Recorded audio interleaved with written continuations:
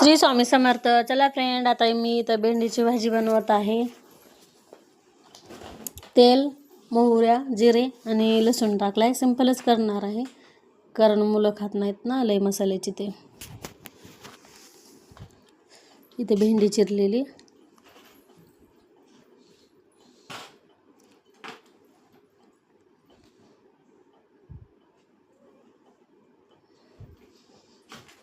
नंतर मी भेंडी टाकली त्याच्यात. सोपी आहे काय त्याला.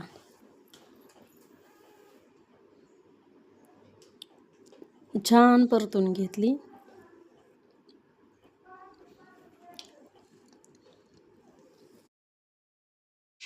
आणि त्यामध्ये मसाले टाकायचे. आता चटणी, मीठ, हळद आणि शेंगदाण्याचा कूट टाकून घेतला आहे. त्यामध्ये थोडी सपकच केली, म्हणजे चटणी थोडी टाकली कारण टिफिनला आदित्याच्या द्यावं लागते ना.